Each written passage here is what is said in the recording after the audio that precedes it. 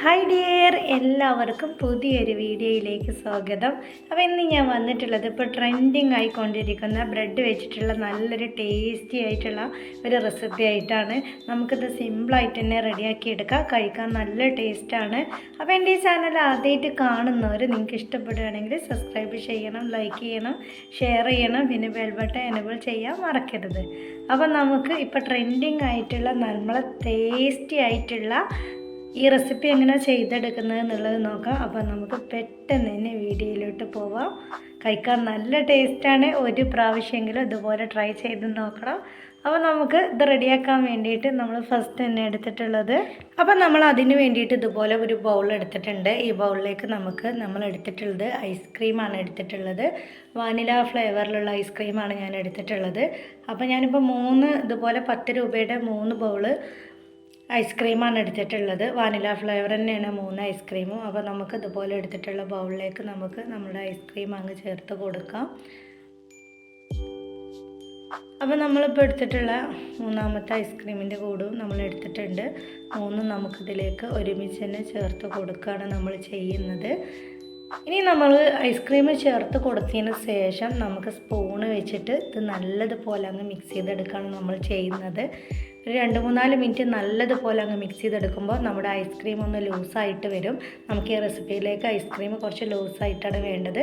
അപ്പോൾ അതുപോലെ ഒരു 2-3 മിനിറ്റ് നല്ലതുപോലെ അങ്ങ് ഇളക്കി കൊടുത്താൽ നമുക്ക് നമ്മുടെ ഐസ്ക്രീം ഇതുപോലെ അങ്ങ് ലൂസായിട്ട് കിട്ടും.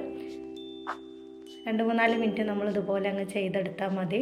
അപ്പോൾ നമുക്ക് ഇതുപോലെ ഒരു ലൂസായിട്ട് കിട്ടും. അപ്പോൾ ഇനി നമുക്കിതെങ്ങനെ ചെയ്തെടുക്കുന്നത് എന്നുള്ളത് നോക്കാം.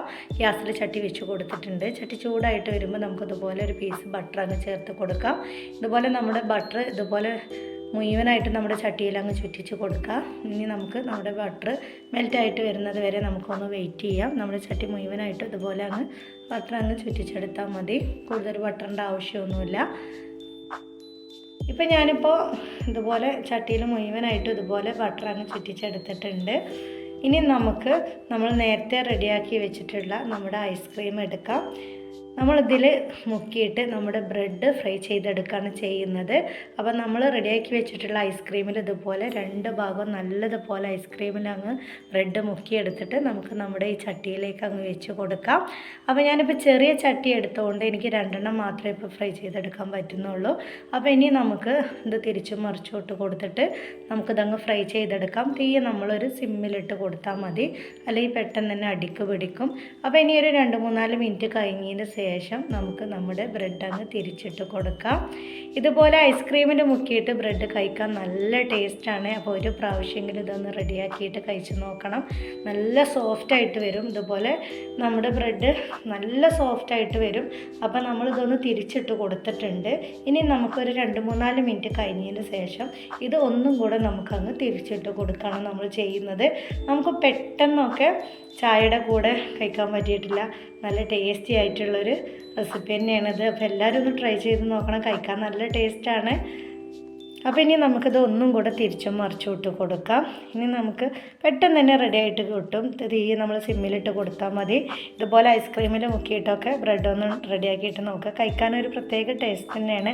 കുട്ടികൾക്കൊക്കെ ഒത്തിരി ഇഷ്ടപ്പെടും. അത്രയും ടേസ്റ്റ് ഉള്ളതാണ്.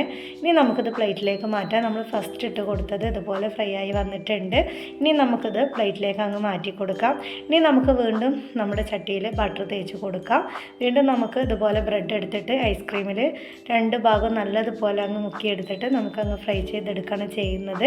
അപ്പോൾ ഞാനിപ്പോൾ ഇതുപോലെ 3 10 രൂപയുടെ ഐസ്ക്രീം എടുത്തിട്ട് 5 ബ്രെഡാണ് ഞാൻ ഫ്രൈ ചെയ്തെടുത്തിട്ടുള്ളത്.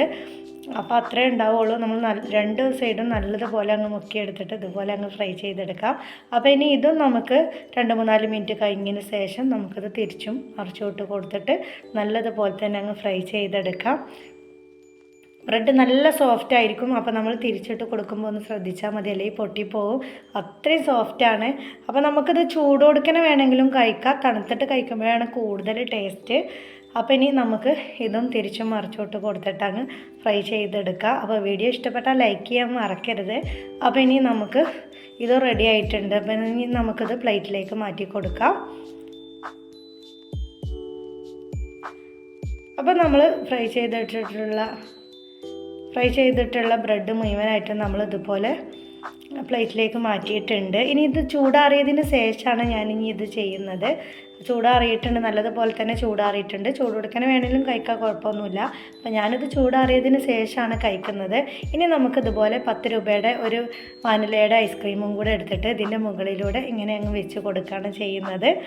ഇതുപോലെ ഐസ്ക്രീമും നമ്മൾ ഐസ്ക്രീമിൽ മുക്കിയിട്ട് പൊരിച്ചിട്ടുള്ള ബ്രെഡും കൂടെ ഒക്കെ ഒരുമിച്ചിട്ട് കഴിക്കാനും നല്ലൊരു ടേസ്റ്റാണ്, ഒരു വെറൈറ്റി ടേസ്റ്റ് തന്നെയാണ്. അപ്പോൾ എല്ലാവരും ഇതുപോലെ ഒന്ന് ട്രൈ ചെയ്ത് നോക്കണം. നമുക്ക് സിമ്പിളായിട്ട് തന്നെ റെഡിയാക്കി എടുക്കാമല്ലോ. ഇനി നമുക്കിതിൻ്റെ മുകളിലൂടെ നമുക്കിതുപോലെ ചോക്ലേറ്റ് മെൽറ്റ് ചെയ്താണ് ഇട്ട് കൊടുക്കുന്നത്.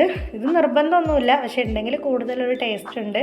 അപ്പോൾ ഇനി ചോക്ലേറ്റ് നിങ്ങളെ കയ്യിലില്ല എന്ന് കരുതിയിട്ട് ഈ റെസിപ്പി റെഡിയാക്കാതെ ഇരിക്കണ്ട. അപ്പോൾ നമുക്ക് ഇതുപോലെ നമ്മൾ മെൽറ്റ് ചെയ്തെടുത്തിട്ടുള്ള നമ്മുടെ ചോക്ലേറ്റും ഇതിൻ്റെ മുകളിലൂടെ അങ്ങ് ഇട്ട് കൊടുക്കാം. അപ്പോൾ അത്രയേ ഉള്ളൂ നമ്മുടെ ഇന്നത്തെ റെസിപ്പി.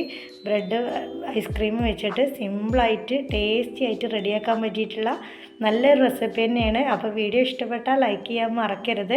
അപ്പോൾ ഇനി നമുക്കിതൊന്ന് കഴിച്ച് നോക്കാം. നമ്മുടെ ഐസ്ക്രീമും ബ്രെഡും ഒരുമിച്ചെടുത്തിട്ട് കഴിക്കാൻ നല്ല ടേസ്റ്റാണ്. അപ്പോൾ എല്ലാവരും ഇതുപോലെ ഒന്ന് ട്രൈ ചെയ്ത് നോക്കണം. അപ്പോൾ ഇൻഷാ അല്ലാഹ് ഞാൻ വേറൊരു വീഡിയോസായിട്ട് വീണ്ടും വരാം. Thank you for watching.